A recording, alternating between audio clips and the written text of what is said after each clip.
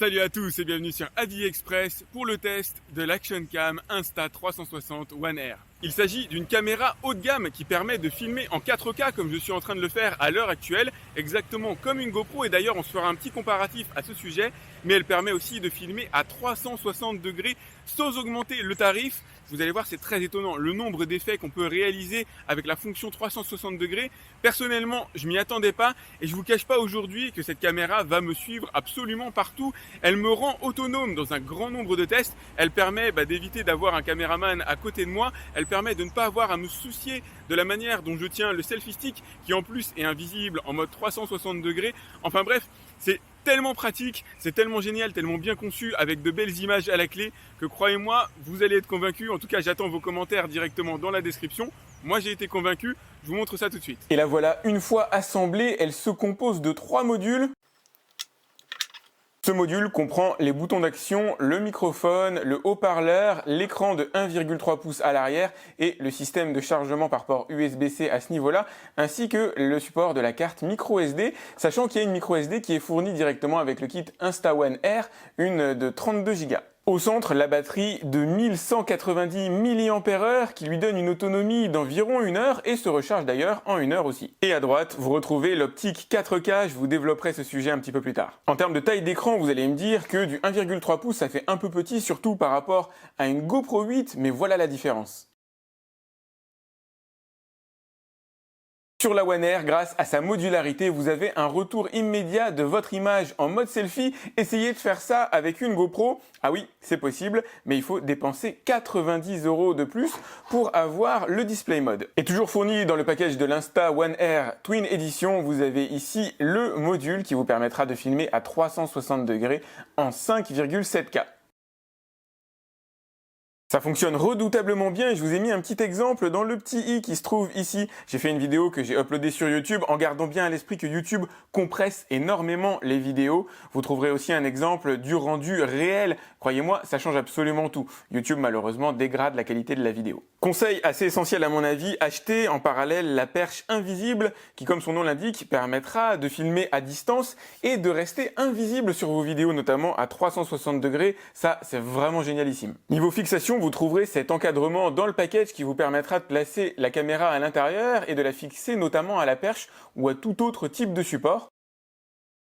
Et voilà ce que ça donne. Donc vous avez une réplique des boutons d'action sur le dessus. Ce qui manque à la limite, c'est un petit rail qui permettrait, comme sur la GoPro, de venir fixer par exemple un microphone sur le dessus. Au sujet du micro, je vous conseille d'acheter ce petit appendice USB-C vers jack qui vous permettra d'utiliser votre micro habituel pour supplanter le micro déjà implanté à l'intérieur de la caméra. Pour rappel, si jamais vous voulez brancher un micro externe sur une GoPro, il vous faudra acheter le Media Mode que vous avez ici qui coûte 90 € supplémentaires. Et ouais, 90 € pour l'écran, 90 € en plus pour le son, ça commence à faire une sacrée addition. Le son d'ailleurs n'est pas excellent sur ce module là, vous trouvez le test sur ma chaîne directement. Bon, je suis un peu méchant avec la GoPro, elle a d'autres intérêts, d'autres avantages évidemment. Enfin si, je vais encore les gratigner une dernière fois sur GoPro. Si jamais vous voulez le mode 360 degrés, c'est simple, vous ne pouvez pas l'implémenter sur votre GoPro 8, il vous faut acheter la GoPro Max qui doit coûter dans les 500 €.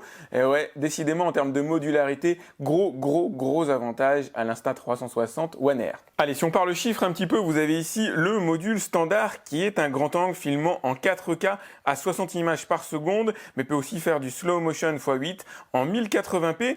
Les photos, elles, sont enregistrées en 12 mégapixels, ce qui équivaut à une résolution d'environ 6000 par 3000. Le module 360 degrés produit quant à lui des images en 5,7K pour la partie vidéo, 30 images par seconde encodées en H265. Ça, c'est pour économiser de la place sur la carte SD. Vous allez pouvoir faire des ralentis x4. Vos photos à 360 degrés seront quant à elles capturées en 18 mégapixels. L'ensemble étant étanche, utilisable sous l'eau jusqu'à une profondeur de 5 mètres, il vous faudra investir dans le caisson supplémentaire si vous voulez descendre jusqu'à 60 mètres de profondeur. Petit point de faiblesse que j'ai noté, le petit zizi que vous avez juste ici qui rentre normalement dans le trou, a tendance à sortir, donc il vous faudra le réinsérer à l'intérieur pour éviter de perdre ce petit capot qui assure l'étanchéité du compartiment carte SD et USB-C. Désolé pour l'écran qui scintille, c'est à cause de ma caméra. Je vais vous montrer rapidement les différents menus. Donc ici, vous avez accès aux différents settings, voilà, pouvoir connecter des écouteurs pour écouter les rushs que vous avez tournés. Vous avez voilà la luminosité, etc. Les paramètres supplémentaires. Je vous laisse mettre pause si jamais vous voulez avoir un peu plus d'informations. Donc c'est un écran OLED. Alors vous avez bien sûr tactile comme vous l'avez vu jusqu'ici. Là, vous avez la première interface qui va être dédiée à la photo. Ensuite, vous avez les interfaces dédiées à la vidéo. Vous avez différents réglages là pour la photo, voilà, HDR, burst, mode nuit, etc. Pour la vidéo, vous avez voilà standard, HDR, bullet time et hop, voilà, petit réglage supplémentaire. Donc là, on va passer vite fait sur la vidéo, tant qu'à faire, vous appuyez dessus. Vous pouvez pré-régler le mode ici, donc ça peut être alors 4K, 5,7K, fonction de l'optique que vous avez choisi. Régler aussi le nombre d'images par seconde. Et voilà ce que ça donne avec, on va dire, l'optique standard.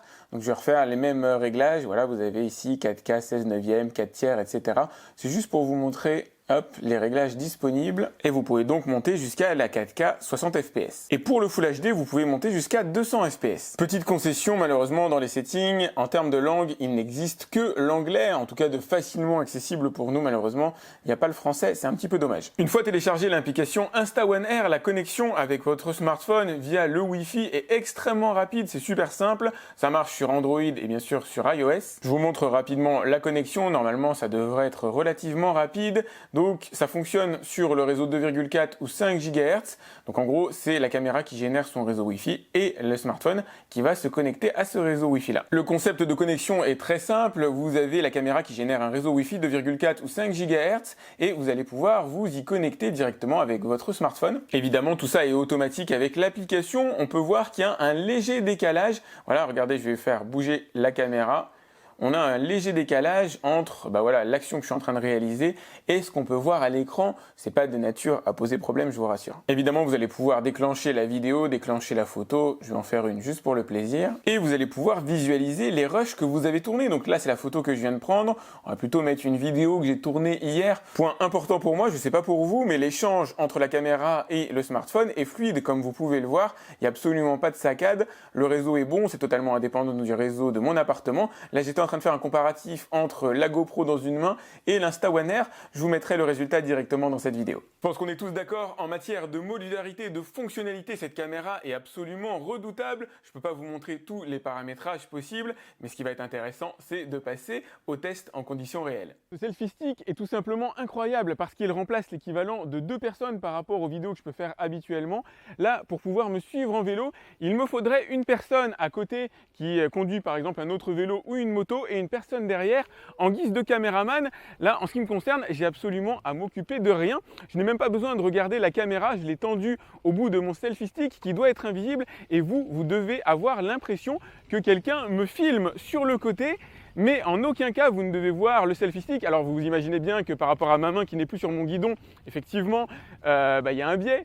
Mais normalement, vous devriez avoir l'impression qu'il y a un caméraman qui me filme sur le côté. Je peux faire en sorte comme si le caméraman passait devant moi et avoir une vue frontale pour voir mon visage. C'est peut-être un peu plus agréable de me voir quand je vous parle, mais je peux aussi rebasculer comme ça sur le côté et par exemple faire un zoom sur les roues du vélo. En gros, vous l'avez compris, vous allez avoir énormément d'opportunités, d'options de montage. Je vais vous en montrer une assez drôle. Je vais mettre la caméra au-dessus de ma tête. Donc là, effectivement, j'ai toujours une main sur le guidon, mais avec mon autre main, je suis relativement libre. Si je mets la caméra au-dessus de ma tête, je peux vous donner cette espèce d'effet de petite planète. Alors j'espère surtout qu'il n'y a pas trop de souffle dans le micro. Là, j'utilise en plus mon micro personnel, celui que j'utilise dans toutes mes vidéos. Et ça, c'est vraiment génial. Pouvoir le brancher aussi facilement. Je ne vais pas dire que ça change tout, mais toute cette caméra est en mode plug and play, elle est extrêmement facile à utiliser et moi j'adore, c'est exactement ce que je recherche. J'ai besoin de cette facilité au quotidien pour pouvoir faire des montages un peu spéciaux. Et puis voilà, tout simplement pour améliorer mes vidéos, améliorer la qualité, vous donner toujours plus de belles images et c'est exactement ce qu'elle procure. J'adore, je suis totalement séduit, totalement conquis. Alors là, je vais vous montrer le fonctionnement du logiciel Insta360. Donc vous allez sur votre ordinateur, télécharger les fichiers que vous avez filmés. Ils vont par deux si vous les avez fait en 360. Vous avez bien sûr un qui correspond à une face de la caméra et l'autre identique. Donc vous en ouvrez un des deux, peu importe, le logiciel va se charger de faire la fusion. Il fera ça quasiment instantanément, ça prend absolument aucun temps de traitement. directement et vous allez arriver là-dessus. Alors là, je vais juste mettre pause. Donc là, vous êtes sur le fichier pur et dur à 360 degrés. Pour que ce soit plus ludique, je vous conseille de mettre Free Capture et là, vous allez arriver sur un fichier qui paraît plus normal, mais ça reste quand même de la 360 degrés. On va voir ça tout de suite. En bas, vous avez une espèce de timeline qui va vous permettre de démarrer la vidéo. Donc là, j'ai choisi de la démarrer à ce moment-là. J'aurais pu prendre n'importe quel moment. Et ce que vous allez faire, c'est ajouter une keyframe. Alors, vous vous positionnez, par exemple, à l'endroit que vous voulez voir apparaître en tout début de vidéo. Donc, admettons que moi, ce qui m'intéresse, c'est la rivière. Donc, je positionne une keyframe à l'endroit de la rivière. Et je vais lui dire, par exemple, entre la seconde 0,5 et la seconde 12, je veux que tu tournes vers moi relativement lentement. Plus l'écart entre deux points est grand, plus ce sera lent. Donc là, je vais cliquer sur un petit point, ajouter une keyframe ici et tourner l'écran. Alors, je peux le tourner rapidement si j'en ai envie.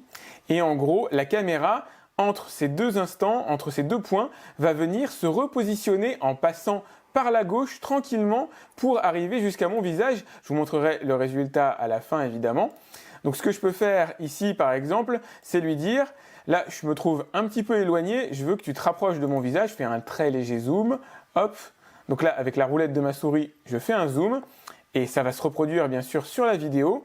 Je sais qu'à peu près à 26 secondes, il y a un bateau qui va passer. Voilà, il y a mon doigt qui le montre. Donc ce qui serait cool, c'est d'aller montrer le bateau. Donc pour le coup, je vais rajouter une keyframe. Je vais aller à l'endroit où se trouve le bateau. Voilà, parfait. Je vais rajouter une autre keyframe un petit peu plus loin. Et voir si je peux zoomer un petit peu dessus. Alors, il y a une limite au zoom. Pour que ce soit de bonne qualité, malheureusement, il y a une limite. Voilà, je ne peux pas aller plus loin que ça. Mais ça va permettre réellement de créer tout un tas d'effets vraiment super sympas. Je vais vous montrer le résultat final de la vidéo. Parmi les choses très simples dont je suis tombé amoureux avec cette caméra, c'est qu'il n'y a plus besoin de choisir entre me filmer moi et filmer les scènes qui peuvent se passer autour de moi. D'habitude, voilà, il faut choisir, arrêter la vidéo, retourner la caméra. Là, je peux tout faire avec le traitement directement sur le logiciel. Si je veux filmer mon visage et filmer en même temps le bateau qui est en train d'arriver, ça ne pose aucun problème. Si je veux faire un montage avec mon visage d'abord et le bateau ensuite, ça ne pose absolument aucun problème. Ça, franchement, c'est génial. C'est un confort d'utilisation au quotidien qui est très appréciable, surtout quand vous avez l'habitude de réaliser ce genre de vidéo. Parce que la prise de son est vraiment fondamentale et ne doit surtout pas être ratée. Je vais vous faire des petits avant-après par rapport à l'environnement qui se trouve juste derrière moi.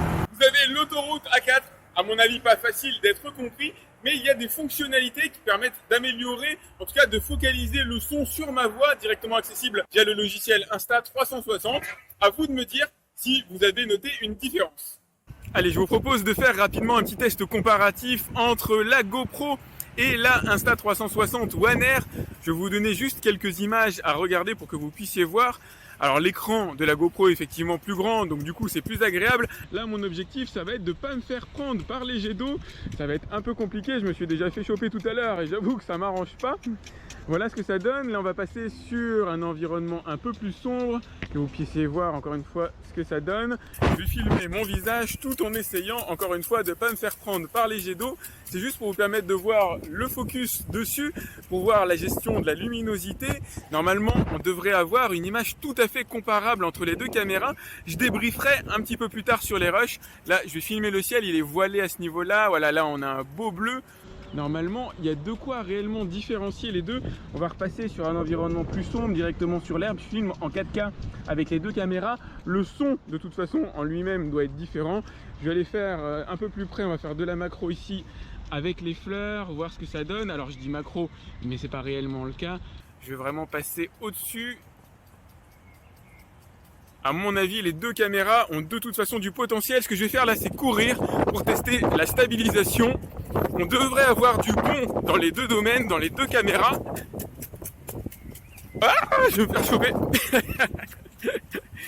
Le son est clairement à l'avantage de l'Insta, la partie ciel est plutôt à l'avantage, je trouve, de la GoPro. La clarté sur le sol et notamment de l'herbe, le côté plus éclatant, est à l'avantage de l'Insta. J'aime vraiment le surcroît de luminosité qu'offre l'Insta360, même si elle a tendance à surexposer notamment l'arrière-plan par rapport à une GoPro. Si ça vous intéresse, je vous ferai une vidéo un peu plus poussée sur ce sujet. J'ai l'habitude d'effectuer ce test avec l'ensemble de mes smartphones. Je filme la rue en face de chez moi pour voir la qualité de la prise de lumière. Et là, franchement, c'est clairement pas une caméra qui est faite pour filmer en nocturne. Il y a pas mal de grains, ça manque de définition.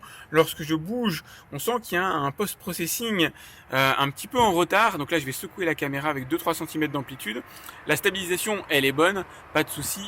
Mais franchement, ça reste sous-dimensionné en matière de qualité pour faire de beaux films de nuit, malheureusement. Alors, on peut légèrement améliorer la qualité en post-production avec le logiciel Insta360 Studio, mais on peut pas faire de miracle. Si je bouge la caméra rapidement, voilà, on a l'image qui change totalement de physionomie, et ça, malheureusement, c'est pas rattrapable. Il faut quelques secondes pour que l'image revienne à un état normal. Je vous montre ça, voilà.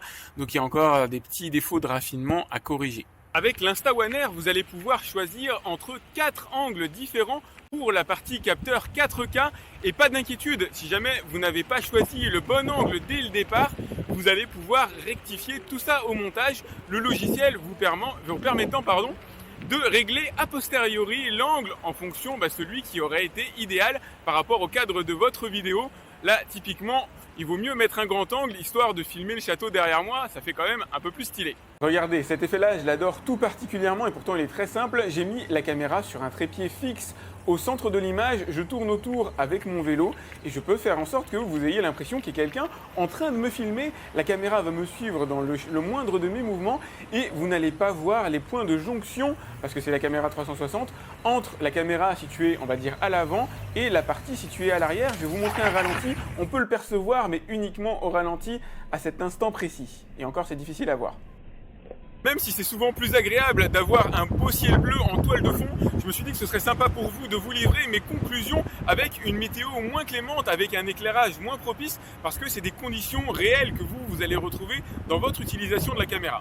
Eh ben non, finalement la pluie s'est mise à tomber, donc je suis rentré, la caméra est étanche, mais pas moi. C'est la toute première fois que je teste un produit signé Insta360 et j'avoue que j'ai tout simplement adoré. C'est une caméra qui va me suivre dans énormément de mes déplacements. Si vous êtes abonné à ma chaîne, vous allez probablement l'avoir en utilisation dans beaucoup de tests que je fais en extérieur. J'ai adoré ses fonctionnalités, j'ai adoré sa modularité, j'ai adoré sa facilité d'utilisation. L'image est vraiment bonne, elle ne surclasse pas forcément une GoPro 8 en 4K, mais elle rivalise en tout cas dans la plupart des situations. On peut éventuellement lui reprocher la petitesse de l'écran, on peut lui reprocher un processeur sensiblement sous-dimensionné. J'aurais aimé que les actions s'effectuent un peu plus rapidement. C'est en quelque sorte ma belle découverte d'avant les vacances et j'espère que vous avez aimé cette vidéo. D'ailleurs, si vous l'avez aimé, mettez-moi un like, c'est important pour moi. Je vous ai mis le lien dans la description pour voir son tarif à l'heure actuelle. N'hésitez pas à vous abonner à ma chaîne, à cliquer sur la petite cloche qui vous permet d'être alerté lorsque je lance un nouveau test. N'hésitez pas surtout à partager cette vidéo, c'est important pour moi. Ça m'aide à me faire connaître, à me développer et je vous dis à très vite pour un autre test sur AviExpress. Salut!